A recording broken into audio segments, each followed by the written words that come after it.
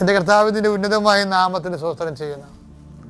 എൻ്റെ കർത്താവെ നിൻ്റെ വിശുദ്ധ പൗരോഹിത്യത്തെ മഹത്വപ്പെടുത്തണമേ.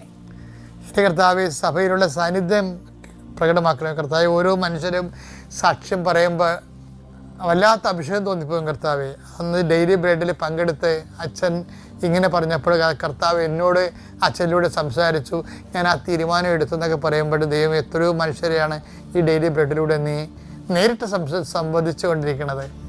അതിലെല്ലാം എനിക്ക് നന്ദി പറയുന്നു കർത്താവ്. ഈ കൊതിയോടുകൂടി ജീവിതത്തിന് ഒരു മേൽഗതി ഉണ്ടാകണം, ജീവിതത്തിനൊരു തീരുമാനമെടുക്കാൻ സാധിക്കണം എന്നൊക്കെ സന്നിഗ്ധമായ അവസ്ഥയിൽ കയ്യാലപ്പുറത്ത് തെങ്ങാൻ പോലെ എന്ത് ചെയ്യണമെന്ന് അറിയാൻ പാടില്ല നടുക്ക് നിന്ന് നിൽക്കുന്ന ആൾക്കാർക്ക് വ്യക്തമായൊരു തീരുമാനം എടുക്കാൻ ഇപ്പോൾ കർത്താവിൻ്റെ ശക്തി നിന്നിൽ പ്രവർത്തിക്കട്ടെ.